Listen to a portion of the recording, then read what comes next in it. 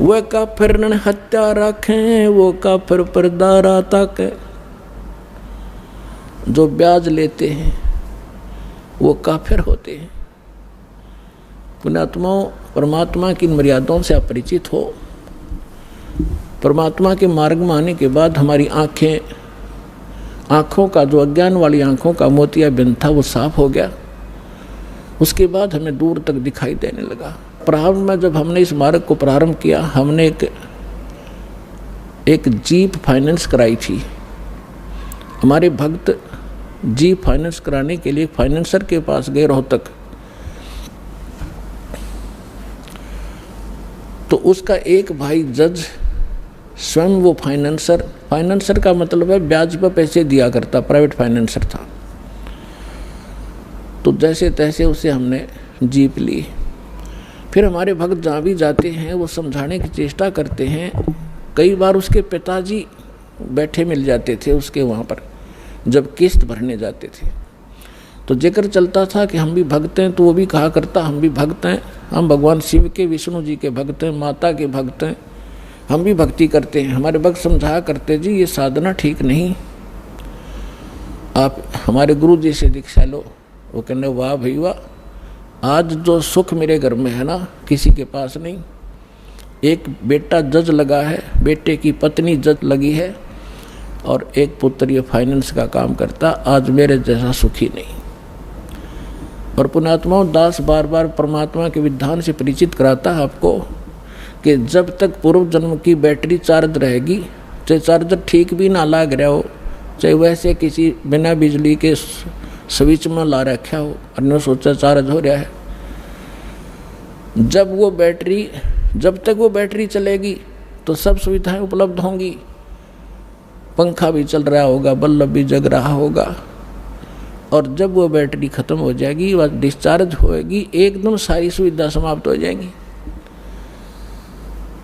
अब कुछ दिनों के बाद पता चला, पेपर में आया कि उसी परिवार ने जो ब्याज लिया करते थे, और ब्याज भी 10-11%, थोड़ा को नहीं।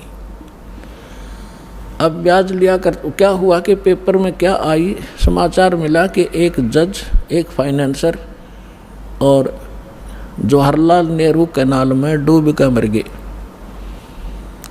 भक्तों को पता चला, वो भी शोक व्यक्त करने गए, क्योंकि हमारी किस्त कास्ट पूरी होली थी, फिर वो जान पहचान सीध की हो रही थी।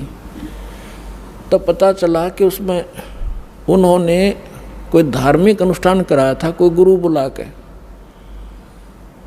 और उस गुरु ने जो भी जंतर मंतर किया, कोई कथा पाठ की, उसके बाद उसका बचा हुआ हवन के बाद वो बची हुई सामग्री, राख, फूल फाल चढ़ाए थे, वो पत्ते, पूजा के फूल उठा के वो दोनों भाई फाइनेंसर और जज वो डालने गए थे नहर में, पानी में जल प्रवाह करने। साथ में उनका ड्राइवर था। गाड़ी पटरी पर खड़ी करके और एक दूसरे का उन्होंने पहले ऐसे फेंक दिया, वो पटड़ी टेढ़ी काफ़ी है ऐसी, वो पानी तक ना गिरा, वो सारी सामग्री पटड़ी पर गिर गई। उन्होंने सोचा इसको तो नहीं बनी बात, एक दूसरे का हाथ पकड़ लिया। थे वह भारा भारा मोटे मोटे से,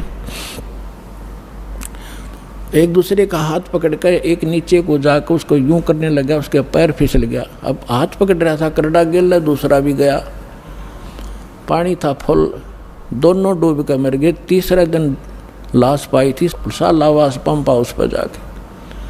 अब उस घर में जो कैर टूट रहा था, शायद किसी के पास ऊपर नहीं होगा उस दिन। तो पुण्यात्माओं, यो काल रोल मार रहा है अपनी। अब सतर्क हो जाओ, आपके पास समाधान है और सच्चा ज्ञान है, पूर्ण भगवान है। अब इसकी संरक्षण में आओ। समर्थ का शरणाग हो, रंग होरी हो, भाई कदे न हो काज राम, रंग होरी हो। तो अब वो परिवार नास्तिक हो जाएगा। काल यही चाहता कि नास्तिक हो जाए, ये साधना ठीक करें, नहीं न भगवान से मिलने वाली रात मिले नहीं, और ये भगवान की चाह छोड़ दे। और परमात्मा की ये लगन रही है कि इनमें आस्था बनी रहे, इस बिचली पीढ़ी तक लाए आपको। और काल ने कैसा जुल्म कर दिया, सारा चीन नास्तिक कर दिया, सारा रूस नास्तिक कर दिया, और थोड़े से दिन में ये राधा स्वामी धनधर सतगुरु वाले जो पंथ, ये निरंकारी या आसाराम जैसे और ये सुधांशु जैसे जो नकली संत आचार्य शंकराचार्य, इनसे साधना चला तो कुछ होना नहीं। पहले जब ये चले थे तो हमारे पूर्वज वैसे पुण्यकर्मी प्राणी थे, उन पर आपदाएं वैसे ही कमाया करती थी, उनके पिछले संस्कार ठीक थे। और अब 30-30 साल राधा स्वामी के अंदर साधना करके ब्रान माटी करवा के लड़का मर गया, लड़की विधवा होगी, स्वयं को डायबिटीज हो रही है, फलाना हो गया, और अब आवे रोते हुए। और पहले न्यों कहते बड़ा अच्छा काम चला करता शुरू में, वो तुम्हारे पूर्वजों के पुण्य चल रहे थे। अब वो बैटरी डिस्चार्ज होगी, चार्जर ठीक था नहीं क्योंकि साधना गलत, 500 नाम काल की और कोई साधना नहीं, खील भी ना बांटे, धर्म का नाम नहीं वहाँ पे। और अब ये थोड़े से जय मालिक दया ना करते अपने पे, और 50 वर्ष के बाद हिंदुस्तान में राम नाम कनिया नहीं रहो, यह गारंटी देता हूँ। अब दया करी परमात्मा ने।